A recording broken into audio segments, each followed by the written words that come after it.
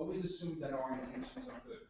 Okay, so maybe we made a decision that for some reason you don't understand, you don't agree with, like they want to make it something that no outside in the building. Well, just believe that our intentions are good, and that way the conversations will have a more positive outcome. So this is Mrs. Lyons. Good morning, everybody. Good morning. Toddler through 4, and Mr. Klein, grade 5 through 3. Okay, so here are the things I want to tell you. Some of it, of course, is repetitive. You should be getting in the mail today the handbook, the directory. You should all have a hard copy of the calendar already. What I'm going to do here is highlights because, well, you're new parents, and I assume you're going to do most of what we ask you to do and read the entire book A through Z. I know you don't really have time between now and tomorrow, so I'm just going to highlight the thing that I really want you to pay attention to. But I really encourage you to read the whole thing and discuss with your children the things that are appropriate for them. I mean, it's a good lesson in, how to be a member of a community, a positive member of a community. Okay, so that's what we're going to do. So first thing is if you need to call the school. So the one number you should have in your speed dial thing is 627-1910. Here's a good thing. Between the hours of 8 and 6, there will always be somebody picking up the phone. It won't crash. Okay? There's always a receptionist at the front desk. Her name is Jennifer, and if she's on the line, the call gets routed to somebody else, but you will always get a live person that's in the call. But you will always get a real person on the phone when you call this number between the hours of 8 and 6 and 8 and 4 on Fridays.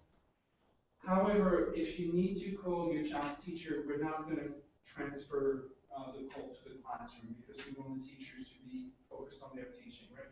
So if it's something that's not that important, just a message, the receptionist will transfer you to voicemail. It's not going to ring in the classroom.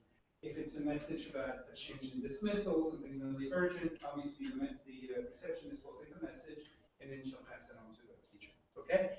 After hours, when you call, you can dial the same number, and then in the handbook that you'll be getting home, there's a list of all the teachers' extensions. So everybody has an extension, so that's pretty easy.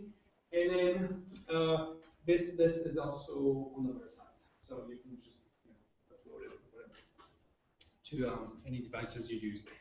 One thing about sort of our rule of thumb with teachers, we say that within 24 hours you have to return home. So if it's an emergency, you really need to leave a message with the receptionist or one of the administrators. Obviously, during the day, while your calls cannot go to the teachers, they can go to the administrators and address whatever issue whatever is the issue. So 24 hours. So for most teachers, actually, they're more likely to answer your emails faster than your voicemail. Actually, so every teacher has an email address. It's their first name initial, and then at buckleycountryday.com. Okay, their first name initial, last name at buckleycountryday.com. Okay. We also tell them, within 24 hours, and sort of the email, but usually they're pretty fast with their emails, probably faster than checking their voicemail. Okay, this is what you'll get this in the mail. You haven't gotten it yet. Well, no, yesterday was Labor Day. So, but this is what you'll be getting in the mail today. So this will be a written copy of the kind of things that we're discussing, and this is also available on the website. Okay.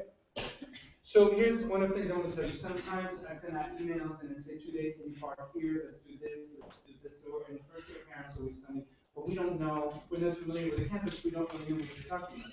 The problem when you set out a map of the campus in the building. Well, I don't want to do that because obviously I don't want a map of the building floating around, and maybe in the hands of people that I don't want to know what classrooms are and units, right?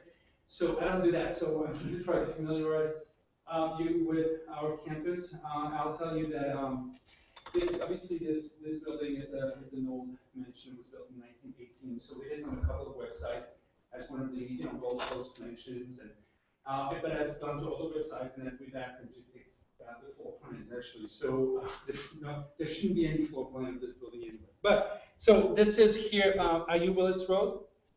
Okay, you should know in Shelter Rock is down here. Okay, so this is west, east, south, and north. Okay, you should know that the section of the road here, IU Willits, between Shelter Rock and the dead end is actually a private road. I'm telling you because as a favor to the neighbors, we maintain the road. So we do the snow plowing, we fix potholes.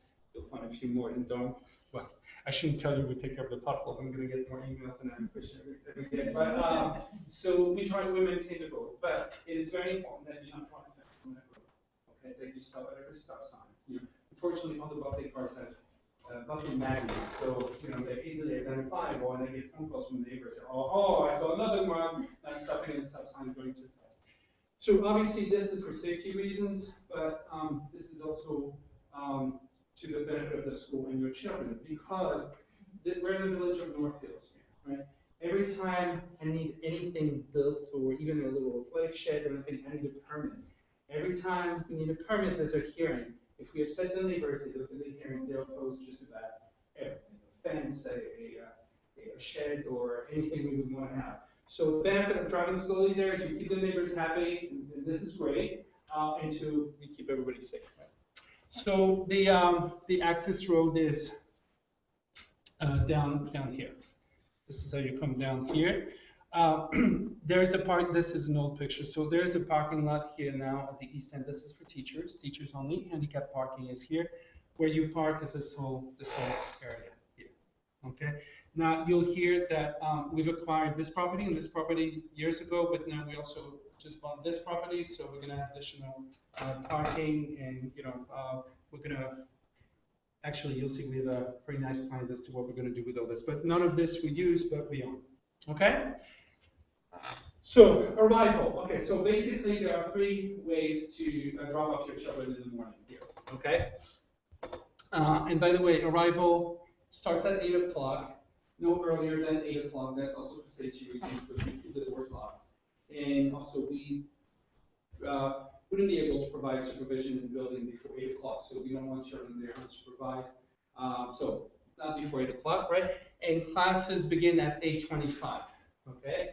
When you arrive at 8:25, you just, well, I'll tell you where you go, but if you arrive after 8:25, like before 8:40, the children can still go to the classroom. They'll be reported late, but they don't need a pass, right? Because attendance is turned in by the teachers at 8:45. After 8:40, they need a late pass, right? And usually the receptionist is very good. She knows. She can prepare the late passes sometimes, because we know after a while, who arrives after 8:25, after 8:30. But anyway, here are the 3 ways you can arrive. Privately, that means you come here, you park here, and you walk your children in the building, okay? So toddler, nursery, and pre-K, we ask that you actually take your children down to the classroom, okay? So you arrive, you take them down to the classroom. Since you're just dropping off, you don't need to sign in at the front desk, and the receptionist will know you after a while. Just go in, go to the classroom, and drop off your child. Okay. And when Mrs. Lyons comes back, I'll ask her to talk to you about separation a little bit. Grade K through 2, we ask that actually you not go to the classroom, and they're dropped off in the area that we call Grace Commons over there. Grades 3 and 4, the children are dropped off in the reception room where we were all gathered this morning. And then grades 5 through 7, the 8th graders have their own little lounge. 5 through 7 in the dining room. Okay. So you come here, you park, you walk the children in, and depending on the grade level, you either walk them to the classroom or drop them off. The second, so here's what private arrival looks like. This kid is now a freshman in high school, so this is a pretty old picture. This is private drop-off at the bus circle. So now, and that's really, I would say, pre-K and up. I don't recommend that you do that for toddler and nursery, in particular not the first month of school. It's a little bit too much, I think. But this is the, when you drive on IU Willits, you may have seen a gate on the right side before you get to our main driveway. That's the bus driveway. So in the morning, if you don't have time or don't want to park and walk in, what you can do is drive down the bus driveway up to the area that says drop off, not unloading, drop off zone, okay? And then you can just drop off your child and then drive off, okay? We actually ask that you don't get out of the car, because we have buses and people, and the point of doing this is to save parents time. I would say the majority of the children who come here privately use that system. It's just a lot faster. At the bus circle, there's an administrator on duty every morning. We actually take the children out of the car, we walk into the building, and on the other side of the door in the building, there's a teacher waiting for them, and she will take them wherever they need to go. Okay. So even if your child's in kindergarten, don't worry, it's not like they get out of the car and they go wherever they want. We actually take them into the building and wherever they need to go. So this is what private arrival looks like.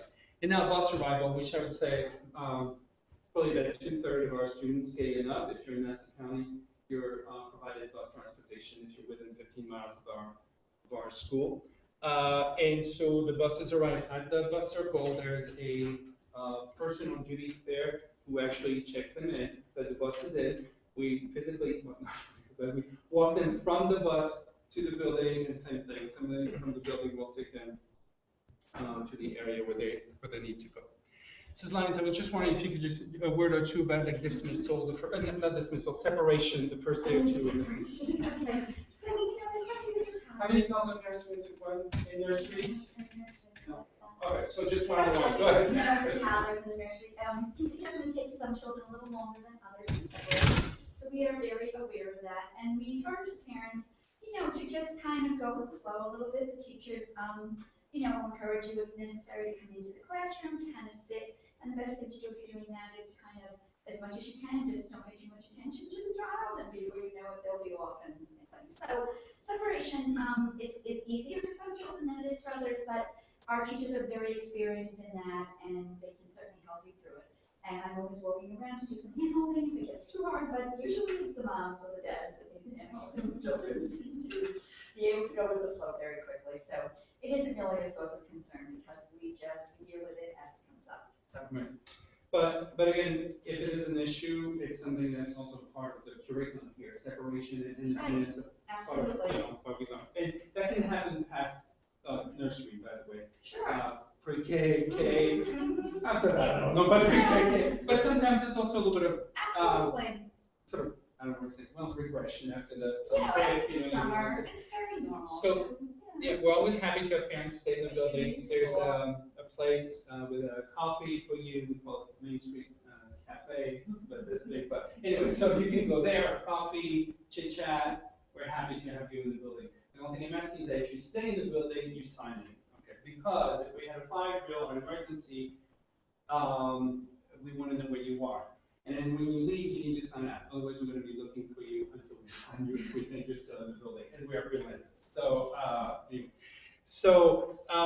but yeah, those things happen. There's an 8th grader. All the 8th graders gave a speech here in their 8th grade year. So this kid, Craig, gave a speech about his first day at Buckley. He was in 1st grade, and his mom was so nice. She said, you know, don't worry, I'll be outside. Things are going to be fine. And then said, and now I'm in the 8th grade, she's still waiting. I need to go home. I need to go home. I was going to say that the other grades, the separation issue is on the shoulders of the parents. Okay. Is this really clear about arrival? Just think of it 3 ways, right? Either you park and walk in, either you drop off or bus. Okay, great. Okay, dismissal. So, Mrs. Line, yes. So if you arrive after 8:25, Yes. do you have to come in and check in? Right? Yes, very good. 8:25, the gates will be locked in. So then you need to go around, and if your child's older, you don't need to walk them to the classroom, but you need to drop them off inside the building. The reason why this late pass thing is important is not because, you know, we want to count how often a child is late, okay? It's just because if we think a child is not in the building, okay, because the child walking didn't get a late pass, then we're going to call you. And we're going to say, your child is not in the building. And that's not the kind of phone call that you want to get if you actually put your child on the bus in the morning, right? So it's very important. We want to know who's in the building, obviously, at all times. So. And by the way, as far as lateness is, anybody who's late, we count late. And it's not because, again, it's not vindictive, right? It's just because we have to know what time the child gets into the building. So if there was traffic, the bus was late, blah, blah, blah, it doesn't really matter, right? I mean, I can do that. Yeah. Okay, so dismissal. Elizabeth, you want to? Right, sure. So with the toddlers, the teachers actually ask the parents to come in a few minutes early, dismissal is 12 o'clock. You come in about 5 to 12 and you go right down to the toddler classroom. And the only way into the building at that time is through the main door in lobby, and that is the way you need to exit. So you never enter or exit the building from any other door but that door. Okay, and that's really whole safety procedure that I'm sure Dr. Juhel talked about. So then you go down to the classroom and they have a goodbye song. So it doesn't have to be a parent, it could be a grandparent, a caretaker, whoever's picking the child up goes down. There's a little circle, there's a puppet, and they say goodbye to each other. And then they go, with their parents, whichever taking them home. Nursery, the children are brought up to the main lobby and they're dismissed from there. And the teachers are very, like dismiss them, they kind of stand here one at a time and they see the mother instead of picking the child up. So those children are dismissed from the lobby. And on nice days, actually move to the parents. Yes, down because the inside parents garden wait in there. the lobby and out in the courtyard, and the children will come out and meet you. But again, it's one-on-one, and they want you to do a high five to make sure that you have your child. We are really very, very, very cautious about who we dismiss the children to. So you will be given, if you haven't been given it yet, a card where you will write down the names of the people who are approved to pick up your child. And if we don't recognize someone, we'll always say, excuse me, and it may even be a grandmother or a grandfather. Well, we're sorry. We need to check the card and make sure that you're on the list to pick the children up. So just make sure that everyone that is approved to pick your child up, their name and whatever other information is required is on the card. Okay? Pre-K again is dismissed at 1:30, and so they will come up also. They're also brought up to the main lobby, and the parents either wait in the lobby on days when the weather is inclement or in the courtyard. So, any other questions? K2? So K2, they're dismissed from Grace Commons. So if they're taking the bus from K2, one teacher on the grade level brings them down to bus dismissal where they will get on a line, and then someone that is in charge of that particular bus will see that they get on the bus. The other teacher brings them up to Grace Commons where it's private dismissal, and that's where the parent or whoever's picking them up will meet them there. Grace Green will be dismissed from the reception room. Private dismissal. Yes. Where is Grace Commons? Okay, so Grace Commons, if you come in the lobby, Yeah. if you walk straight ahead, Okay. it's a room with round tables. That's also the room where pre-K and kindergarten children have lunch. That's So what I we don't take them to the main dining room until first grade. As soon as you walk into the building. I thought So I just just wanted wanted to to know. Yes. If I heard it said that. Right, so that's where kindergarten children, K2 are dismissed from Grace Commons, grade 4 from the reception room. Great. Mr. Klein? So grades 5 and 6 and grades 7 and 8 both have sports as their last period of the day. So for grades 5 and 6, that's from 2 to 3 o'clock. For grades 7 and 8, that's from 3 to 4 o'clock. Tuesdays and Thursdays are gaming days, which are always private dismissal. So if it's an away game, we'll be bringing students back here, and you can pick them up here, or Ms. Reaper will also talk about if you want to pick them up at a game, but we don't recommend it. It's actually better to pick them up here. So grades 5 and 6 come down at 3 o'clock from sports, and they go into the reception room if they're private, or they also, as the younger children do, go into the bus holding area where there's an adult assigned to each bus. They know what the grade level of the child or the age of the child is. We make sure that the right child is on the right bus every day. 7 and 8 grade dismissal at 4 o'clock is about the same, although it's much smaller. So children who are being dismissed private come to the reception room. Children who are going home on bus go down to the main gym, where again, I'm on duty every day for that particular dismissal. And we make sure we have all the children who are supposed to be on a particular bus, and then we go outside. Now, younger children who are staying for extended day at that point, lower school teachers who are in charge of extended day will bring those children either up to the reception room or out to the bus circle. Any questions about that? What time is the dismissal on the Tuesday and Thursday game days? It depends on the games. Okay.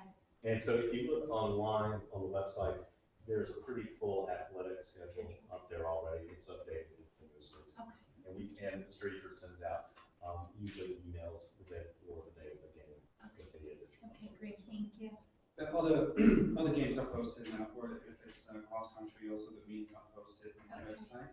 But pretty much it's a safe bet to not make any plans for Tuesday afternoons and Thursday afternoons, so I'm pretty blocked. Yeah. Okay. And we play as far east as Eastwoods. And this year we're actually going to play Manhattan also, so might be late on the away game. So. Okay. There are 3 things that children can do after school, right? The first one is playgroup. That's for nursery and pre-K. Okay, nursery is from 12 to 3.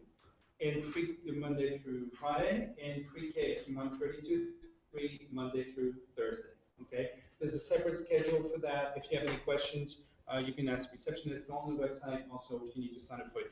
And it's very flexible because we understand that, not every child may be ready to stand till 3 o'clock. They have different birthdays. Some of them will be like a nursery turning 4 in a couple of days. Others won't be turning 4 until June, you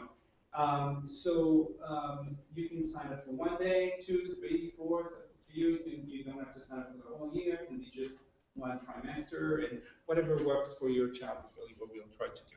So playgroup, they have lunch here, and then in a small group, usually they stay with their either nursery or pre-K teachers and have different activities. Extended day, you must have received an email about that too. That's for grades K through 6, okay? And that's all the programs of activities and enrichment activities that I think you've seen already in the email. Did you all get that in the email? Okay, so that's also 3 sessions throughout the year.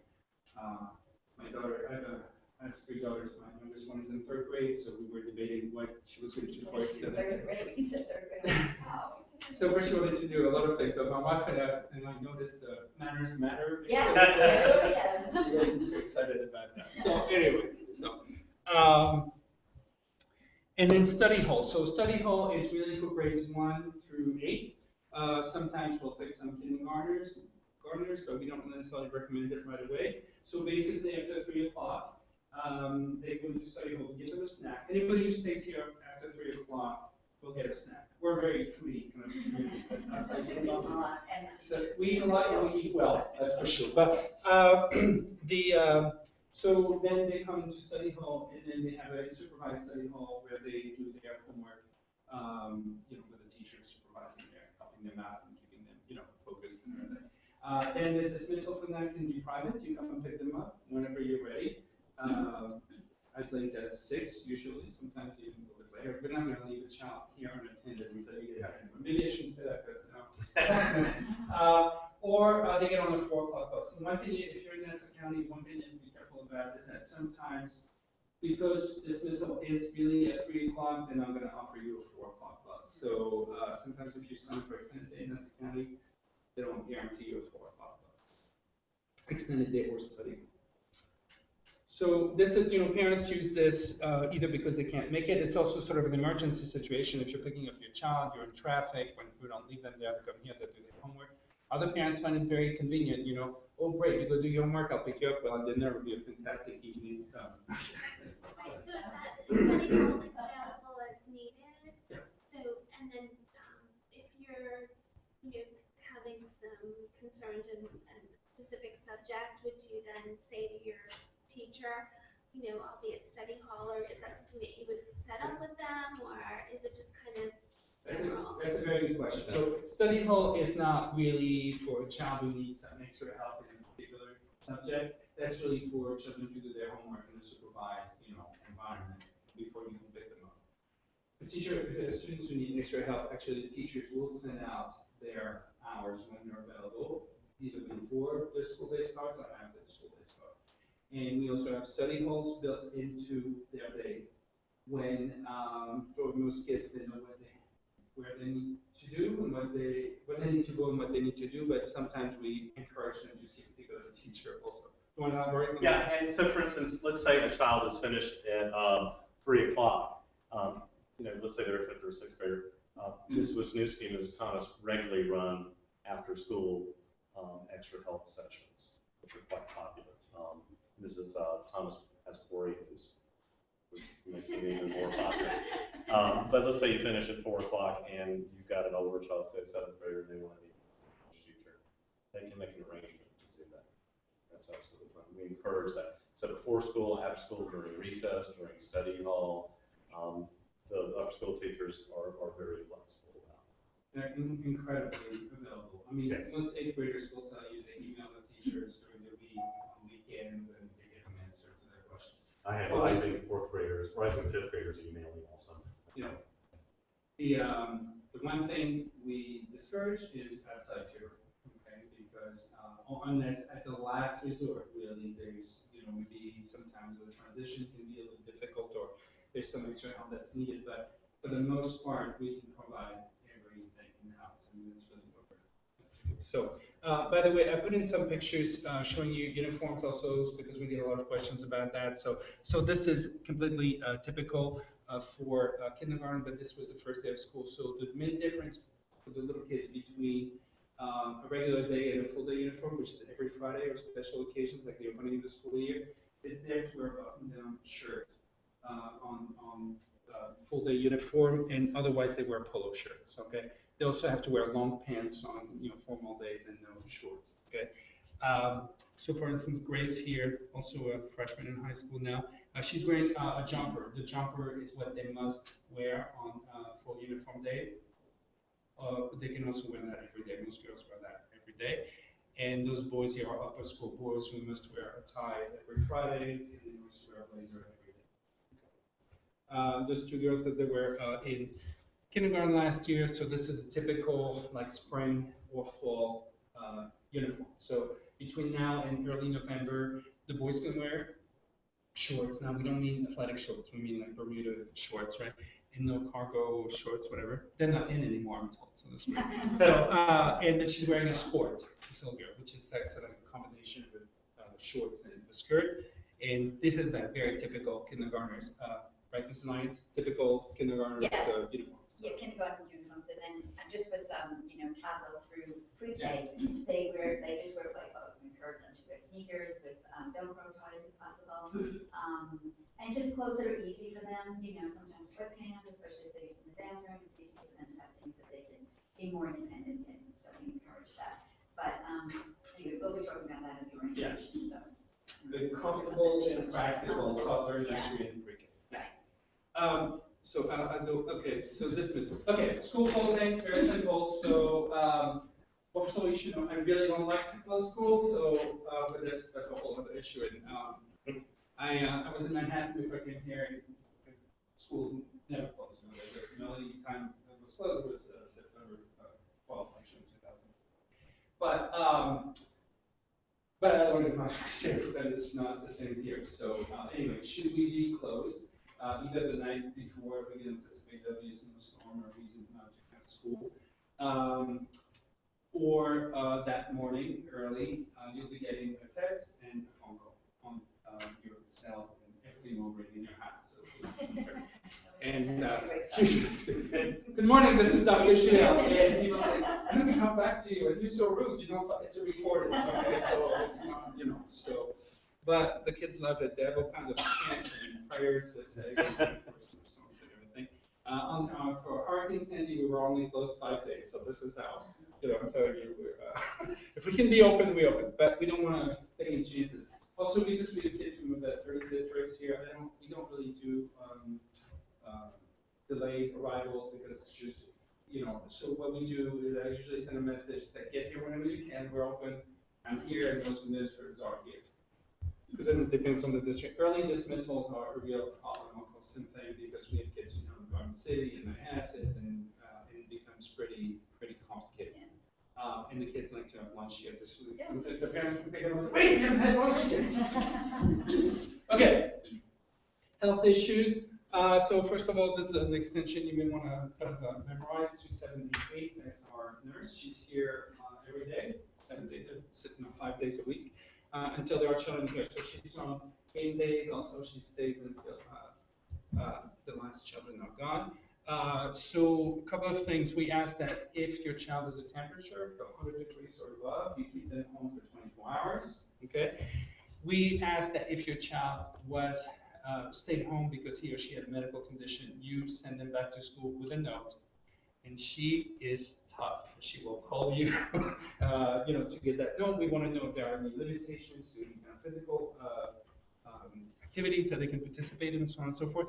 And believe it or not, I'm putting it here because you never know. We don't let children self-medicate. Okay, so they can come here with any medication. Sometimes people think that cough drops, something that we really want to discourage that. If they need something, the nurse will take care of it. And if it's prescription medication, she will call you. She's the only one who can administer medication to a child here. She'll need a note from your doctor and a note from you.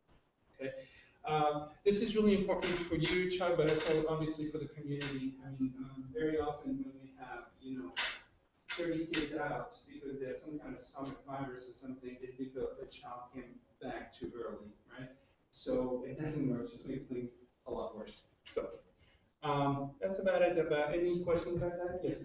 So, if the child has a virus and you don't go to the doctor, you call, say they have fever or coughing, and the doctor says, well, just, stay at home. Do you need a note for that when they get better? No, I think that's a conversation you'll have with the nurse, and she'll understand. So explain what the particular circumstance is, and maybe she'll make a phone call to the doctor, you and I call to clarify. This is like, I don't take myself to the doctor every time it's a virus, because it happens every 2 weeks, like last year, so I know already the symptoms, and he stays home until he's. And we're flexible with it. You'll talk to her, you'll get to know her, The main thing is we want to, as I said, the handbook is about the rules, but more the spirit of the rules. And what we're trying to do is to avoid is to have children come back into the building while they're too sick to be back in the building, and then we let the children get sick and never ends. So the one thing I want to tell you about her so that you don't panic. So if you have not told us that your child is not coming to school in particular, in other words, if you don't call before 8:25, you tell us Johnny is sick, I'm keeping him home, and we don't see Johnny here, we're gonna if you get a phone call, we're not gonna call you, right? But if you don't call us, we're gonna call you, and so you'll hear from her say, where's Johnny? The reason is, things happen sometimes. Bus drivers are supposed to check the bus before they leave, but sometimes they don't. We just want to make sure that the child who left home actually gets here. If we don't call you, it's because you've told the nurse and he or she wasn't good. Any questions? The medication. Okay, homework. Mrs. Lyons. Sure. So homework starts in kindergarten. I don't have any kindergarten parents, so I won't elaborate on it, but they usually starts around October. Homework is really we talk about a lot about the spirit of things. The spirit of homework is really to reinforce learning. So it's to reinforce what the child has learned in school and to develop independence. So if your child tells you, I don't know how to do that, I never saw that before, well, either they weren't paying attention or there's some kind of a disconnect because we don't send new work home from homework, okay? And so in kindergarten, the homework is probably about maybe 20 minutes, where they will either be reading a story or the parents will read the story to them, depending on what reading level they're at, and then they may have to do a response to that. They will also be given like some kind of a math reinforcement worksheet, and maybe something with writing practice. So the teachers will explain that. It doesn't start right away, usually I think around October. In grades 1 to 4, the homework goes from about 30 to 35 minutes in first grade up to maybe 45 minutes in fourth grade. And in grades 1 to 4, a lot of the homework is independent reading. So they are expected to do their independent reading for 20 to 30 minutes a night. In third and fourth grade, it's 40 minutes a night. So we put a lot of emphasis on independent reading. And they will have a reading log where they log in the book that they read and how much time they spent reading it. And very often they will have a response to that reading. In addition to that, there's usually a math paper that they have to do, which reinforces the math concepts that were taught that day. Fourth graders might have, and third graders also might have long range projects that are due over the course of a month or so. And that could be something to do with their social studies or their science curriculum. So my advice about homework is it should not be something that destroys your family life. It should not be something where your child is crying. One second grade parent said to me, we were up for 3 hours doing this homework. I'm like, you'll never do that. If your child does not do the homework within a reasonable amount of time that the teacher will tell you a curriculum that they should be spending on homework, close the books, put a little note to the teacher, and the teacher will deal with it.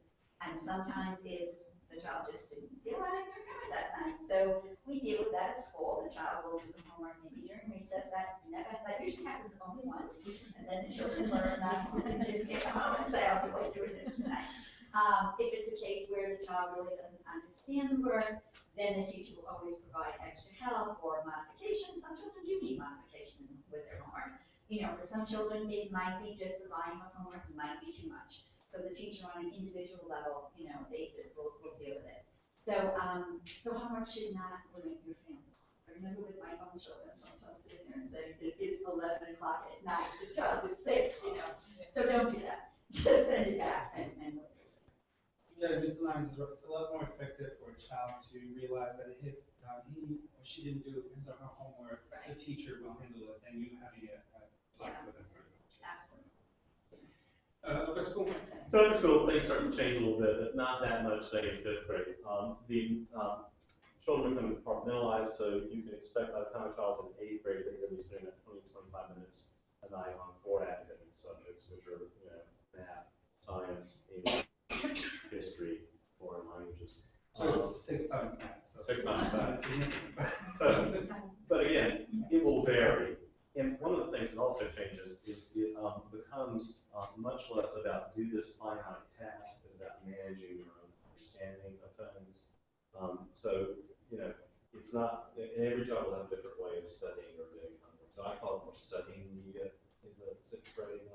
So how do I make sure that I'm understanding core concepts? How do I spot gaps in my own knowledge so that I can ask questions?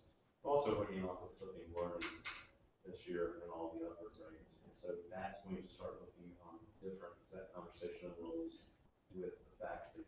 I would very much echo what Ms. Lyons is saying. If your child is spending an inordinate amount of time on homework in the upper grades, I want to know. First of all, don't let them do it. Okay? Don't let them do it because it's not meant to be the end in itself. We want them rested when they come to school. And that's it. The other thing I will say, which is a temptation or sometimes for parents in the upper grades, is please do not do your child's homework. And people laugh, but if we don't see how your child can actually write and do computation like that, then we don't know how to help your child. So you're not doing a favor with them. So but again, if they're going on for hours and hours since bedtime, shut those. Send me an email, send your advisor. Yes. Just a quick question about organisation. For fifth grade homework, do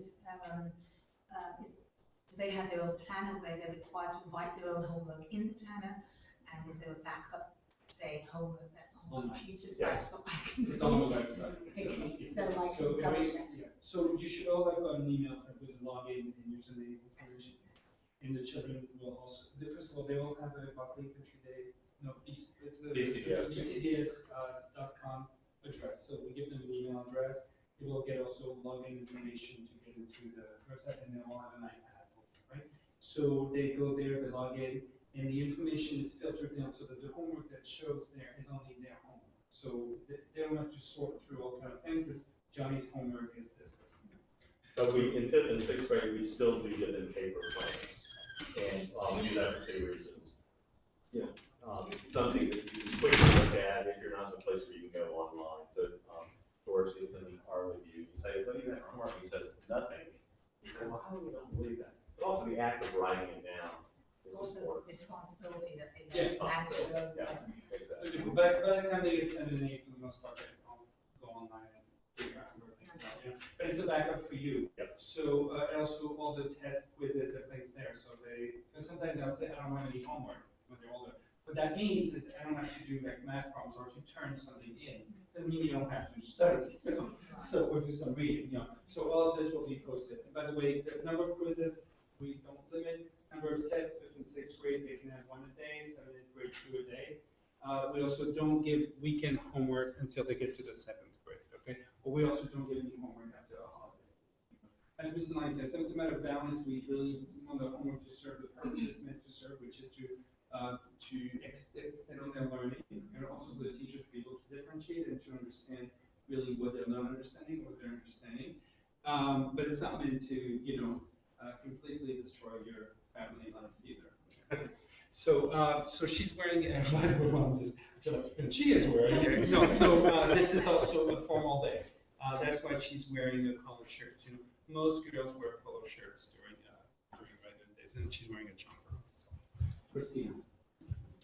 Okay, school supplies. So it should be very easy. If you're in the lower school, you don't need to get anything. Everything will be provided by the teachers. Okay. Already there on the desks. It's already there, ready to go with their names and everything. There you go. Upper schoolers, so you should have gotten an email from Mr. Klein with a link to what they needed. You can either go buy it yourself, or you click on what you need, it's shipped to your home, you don't even have to go to Staples anywhere, and it's at your door, and you get it. But, So when is we should bring the school supplies?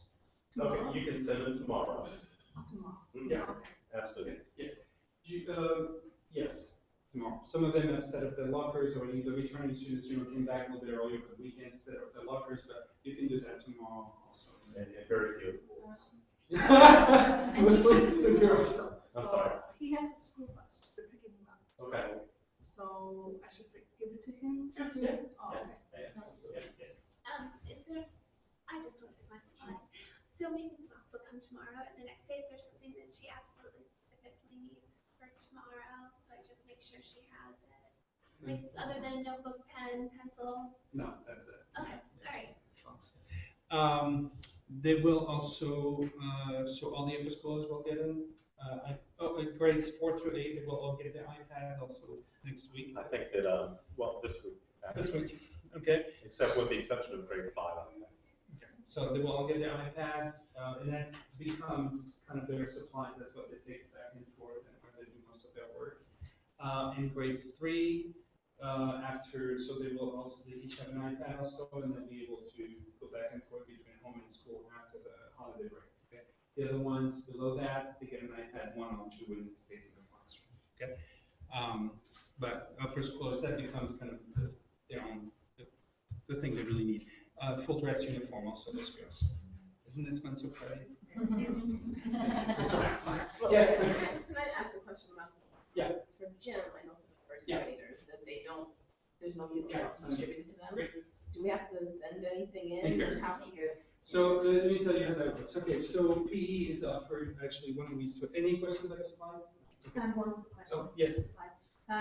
Obviously a big box came to the house the next day with tons of stuff in there. Do you want us to organize and put the papers in a file? Does the teacher tell them how they want each folder Yes. organized? The teacher will do that. That's what I thought, because I know. Yes, and we prefer you not. We have a lot of type A teachers here. Right, okay, so we just bring the box in. Yeah. Yes, Yeah. we will sort it. Okay. Before I get back to the address code, right, I just wanted to go over our policy with cell phones, because we get that question a lot. So it's very simple. They're allowed to have cell phones. Most parents see that as added safety, if they're on the bus or whatever. We just ask that when they come into the building, they turn them off, leave them in their backpack, and that's it. So during the day, they can't use cell phones, obviously, but they can have them turned off with that. Okay, dress code. All right, so we go to the PE. So starting in pre-K, all the children have PE 4 times a week, right? And by the way, all children have recess here every day. So for the teachers, of course, will go with that, but they need to bring during the winter and so on and so forth. So in pre-K, they're allowed to wear sneakers anyway, so they just go to PE the way they're dressed. In kindergarten, when the kids are not allowed to wear sneakers during the day, they change into a pair of sneakers. Parents either have one pair of sneakers and the kids take them back and forth on Fridays, usually they take them home and back here on Monday, or they get them 2 pair of sneakers, one that stays at school and one that's at home. So that, on the weekend, all of a sudden, and most kids forget their sneakers, I just want to point that out. So, mine too, but I live up there, so it's very easy, but, and I have a key to the building too. So, but most, I would say, if you can, it's easier to have a pair at home and a pair here. Okay. In first grade, same thing, all they do is change into their sneakers, right? Starting in second grade, they actually change for PE, and we provide the uniform. So all they need are sneakers, but we'll give them shorts and t-shirts, sweatshirts, sweatpants, and everything. We go through a whole orientation of, what it means to be in the locker room and what's protocol, etiquette in the locker room and everything. So that's all the way through 4th grade. And starting in 5th grade, they need sports uniforms. So we give them everything, shin guards, not the math guards obviously, but everything else that they can have. All they need to bring is cleats. But that information will come out also from the teacher. But we give them everything except for shoes and math guards. I think even we give them the math guards, and then they won't. Yeah. And they'll actually be getting PE uniforms on the first day of school. Yeah, great. So again, the uniform starts in kindergarten, which is simplified. The girls wear jumpers. Okay, they can wear jumpers year-round. They can wear pants in the winter. The dates are in the handbook, right? Most girls, for some reason, even though it was like a battle, I imagine 20 years ago, because they could only wear jumpers and skirts, and then they wanted to wear pants. So we was that 20 years, we moved to pants. But now you'll notice see real wear pants here. It's really interesting, even in the middle of winter. But anyway, that's what it is. Some of them do, but it's rare, right? Yeah, So, I prefer the jumpers, and they can wear tights, jumpers or socks. yeah.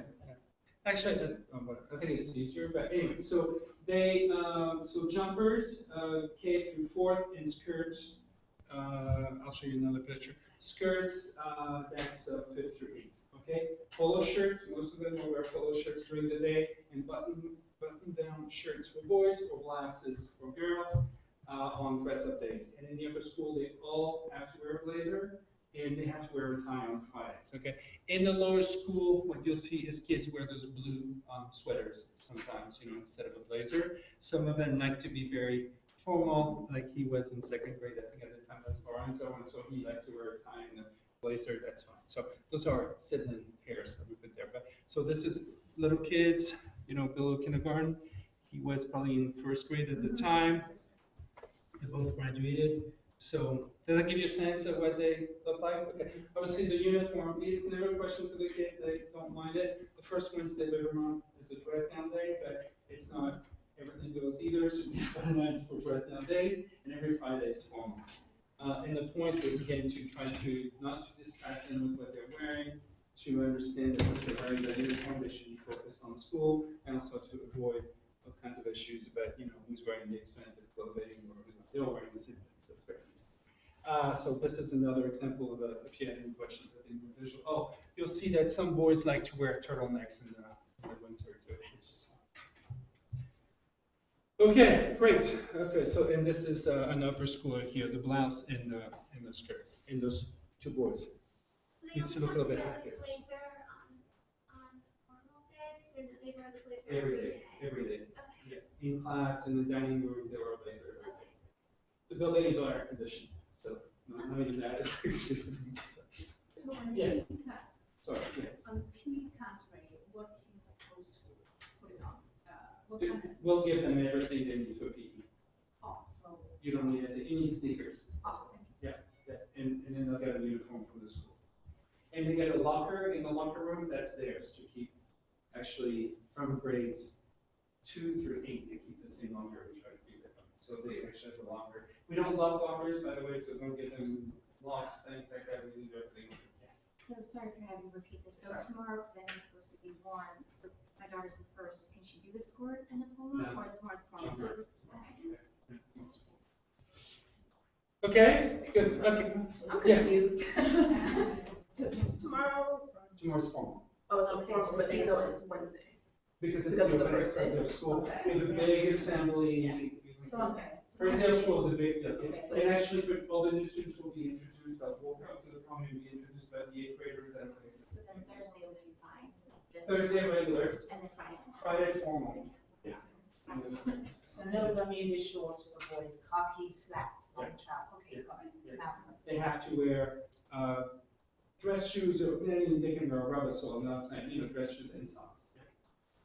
And the assembly is only for grades 1 to 8, so if a child is in kindergarten, they don't have to wear a uniform. But I think for a 3-year-old coming here, their first experience shouldn't be an entire auditorium filled with the kids. So tomorrow, he's supposed to put a tie on. Yes, yes. Oh, okay.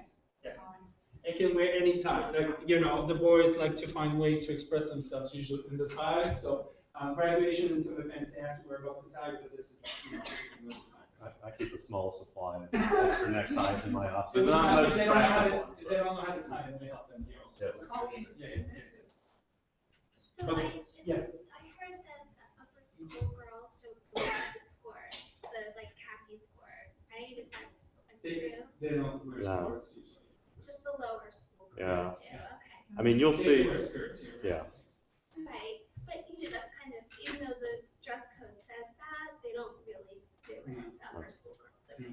Same thing with the slacks. If you think that you could get, say, an 8th grade girl in slacks, good luck. It's not. I think sometimes, just because I have 3 girls, I I've can tell never you. gotten my girl in slacks, Yeah, or wow. or in a skirt, that's what I'm more concerned about. Okay, yeah. They sometimes they wear shorts under their skirts. Yeah. Right. Frequently. Yeah. May upper school boys wear navy sweaters or only the blazer? In your school blazers. Only the blazer, okay. Sometimes we have funny dress codes also, but that's, okay, great. Okay, so basically, we've reduced everything we wanted you to know to 9 golden rules, right? This is, there's a reason why this is number 1, because it's my pet peeve of kids. All the doors are locked all the time. The only door you can go through is the front door, there's a buzzer and a camera. That is the only door. The reason why I'm pushing on this is because, sometimes you're running late, there are side doors, you knock on the door, you ask the teacher, please, we're late, and we told them to say no, okay? Because once we get in the habit of opening doors that ought to be locked during the day, then we're losing control of this building. This building is one big building. Kids never have to go out, to go from one room to the other. They go outside, obviously, for recess and sport. And we want to keep it safe. So please don't ask your teachers. It's better to be late than to ask your teachers to attend. You must sign in and out, okay, at the building unless you're driving up and picking up. We have to do 8, fire drills. We do lockdown, lockout procedures and everything during the year. So at some point you'll be in the building and we'll be doing one of these. So you must be signed in and sign out. You'll see if you're if somebody's coming into the building that said that you haven't told me, you didn't tell us who they were, we're going to take their driver's license, we take a picture and everything. So it's better to call ahead of time and tell us who's coming. No access into the building before 8 o'clock and after 6. Fire drill, okay.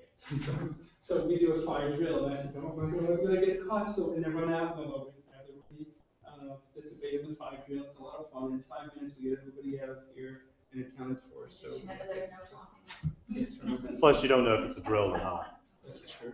Sometimes it's a toddler, but that's a whole other issue. So I told you about that.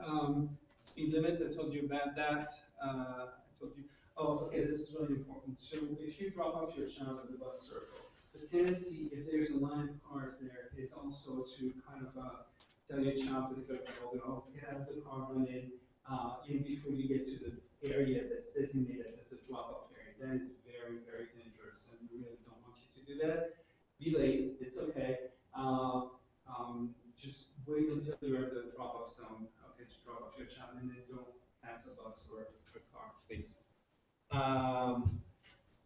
Okay, it's funny because we have rules there because something happened at some point. So we have fire hydrants, obviously rescue department fire hydrant, and no outside food into the building. So you got my email the other day. And really the 2 main rationales is that the kids have allergies here, and we're not talking hives. We're talking severe, life-threatening allergies, and there's no reason to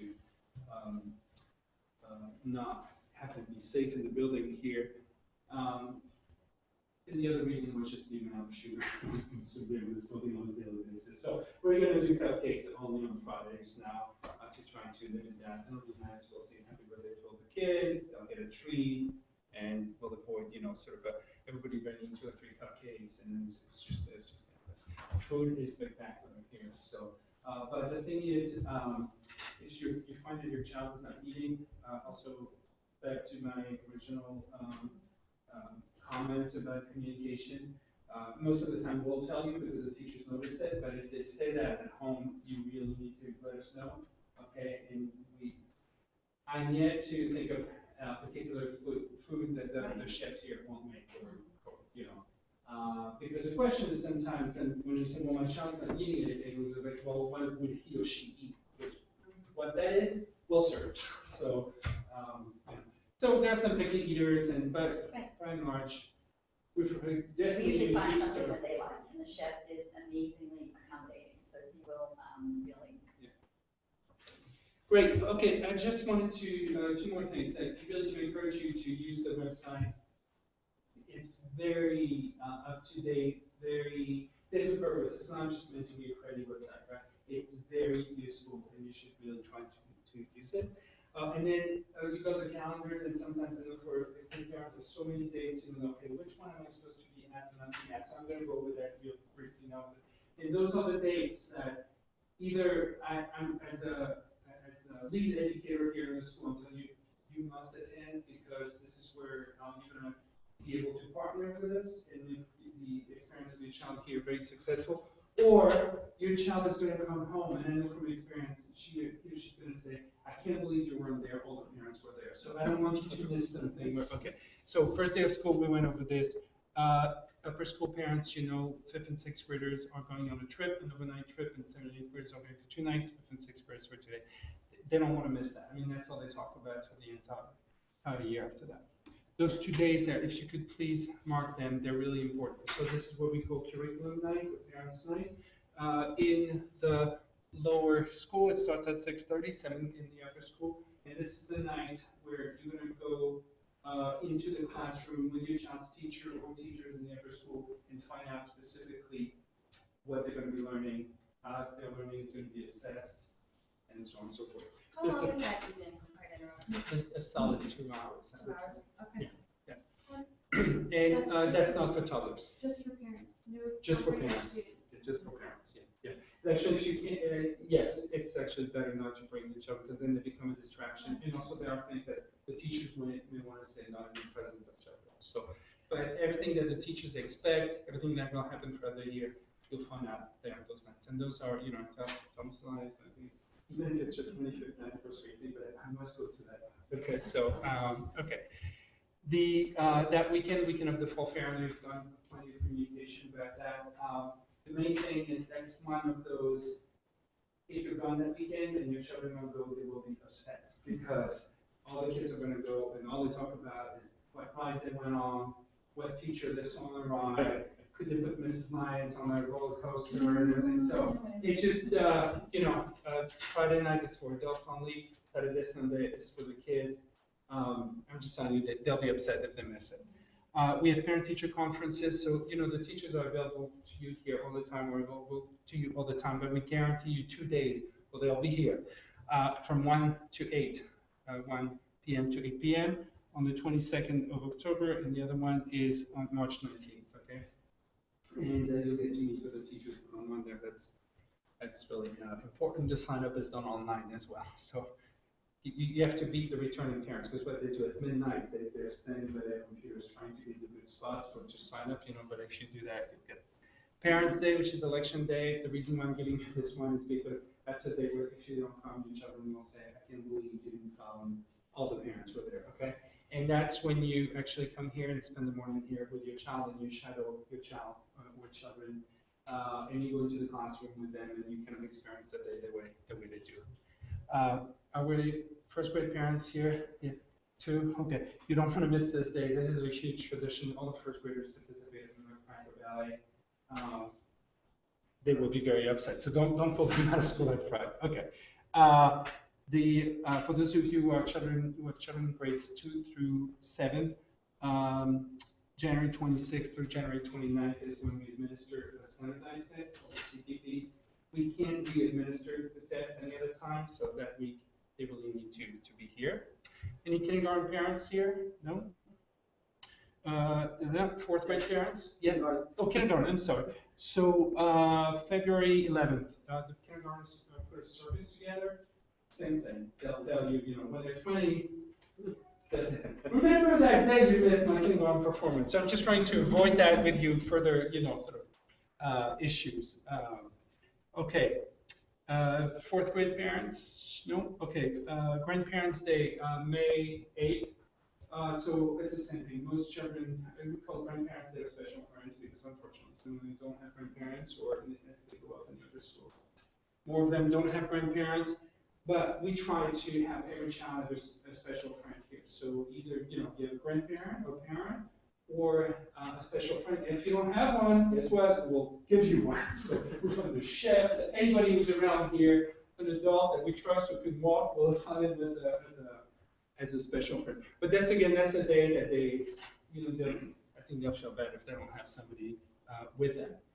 We love that day because it's the word on campus. The grandparents are always happy, no matter what you do. They're always happy. So. Kindergarten, again, May 15th, they have their special field day. All the parents are there for the most part. 4th grade, we said nobody. 3rd grade parents here? Yes, okay. They have a play, which is May 22nd. That's also not something you want to miss. Last day of school for toddler through 4th grade is June 9th.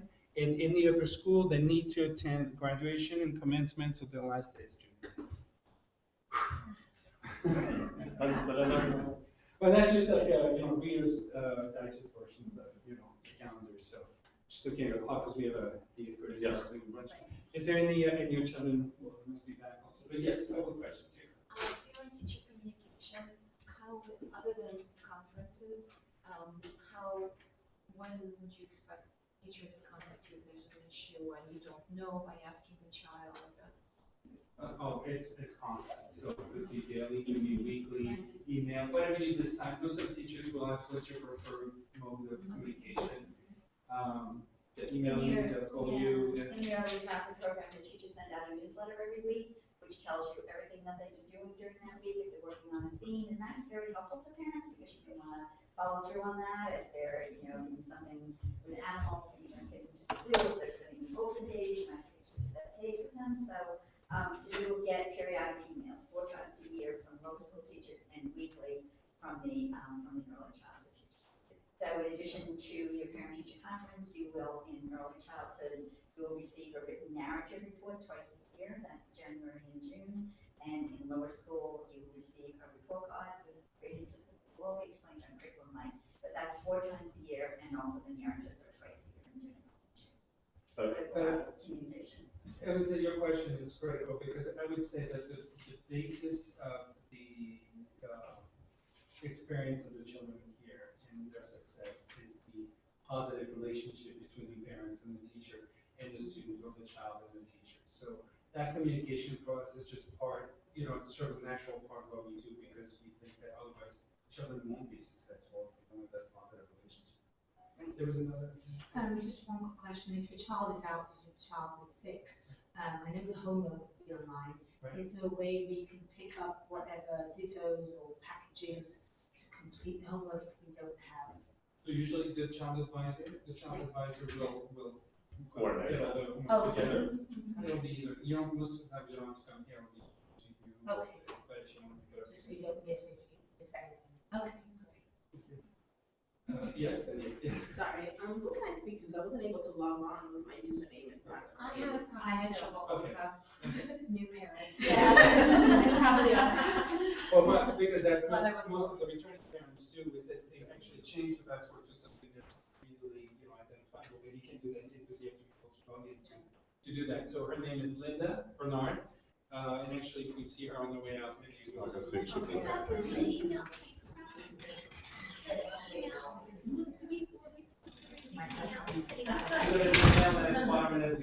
Username and login. And who's the email From me. They came from you. Yeah.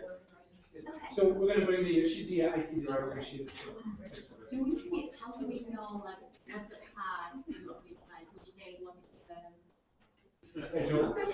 So, in the lower school, on curriculum nights, will be given a schedule. And in the upper school, I believe Mr. Grant said the schedules will be available on the website. But the daily schedule, when do they have PE, when do they have Spanish or Chinese, that will be curriculum night. That's the one night that. Is that like marking calendars? Do you have that online on the site too, or? Mr. Klein, what, One the page. schedule that comes with that. So- That one page of the PowerPoint that shows all the dates. Do you have that somewhere? yes, Okay. I'll be emailing, stuff regularly, known all the way up to school families, your advisors will be communicating with you, and things like that. But the basic thing, student calendar is online, and you can download it to your phone. Okay. Does that answer your question? Oh, so like interface our calendar. Oh, yes, I should have told you that, that's a good way to start. I think that was in an email, but if you go to our website, there's a little icon next to the calendar, and you plug in your iPhone or smartphone, whatever you have, the entire school calendar will be uploaded to this. You can also pick and choose, because now you're gonna have every game, and, your toddler, you're gonna know that the Equators and soccer games are, they're interesting to do, but you can, choose the kind of calendar that you want. We all ended up with aviation day on our calendar. So unless there are any more questions, so remember, safety is everybody's business, communicate, and believe in our good intentions, okay? I believe in you. So, have a great day, I'll see you tomorrow, good day tomorrow. Yeah, no problem. Yes, have a bright one. I'm good. How are you? Sorry? This chair was fun. Tell you what, I've reached the age where honestly, Okay.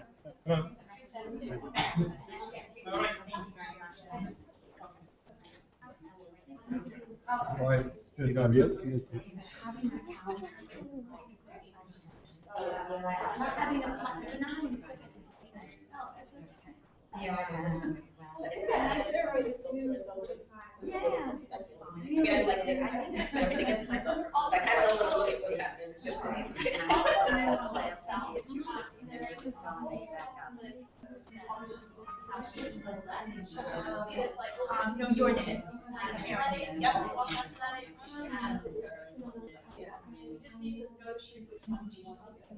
Yes, yes.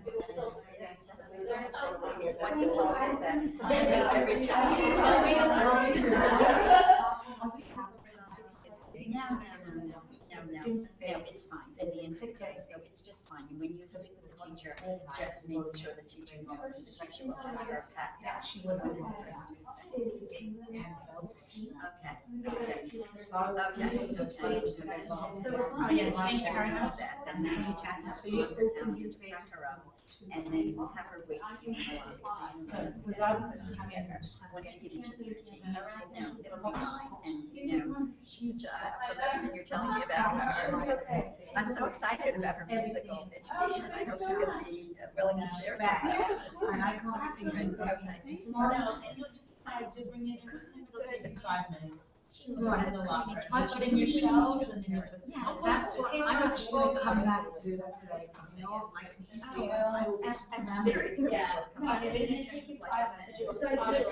Just come in, yeah, so that I can finish everything and put everything in and sit down. And then I'm one of the kids, I'm So those are results. Right. So my husband is. Sure. She's always an apple. So my dear. Yes. I see that the slides were in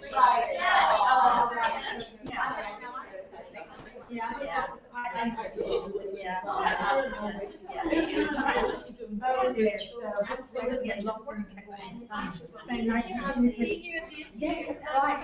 Oh, I'm so excited about that. So you may be in my son's class then. Which grade? Yeah. I want to yeah. He's not doing well. Yes. Was Newski. Oh, okay. Another name, Greek name.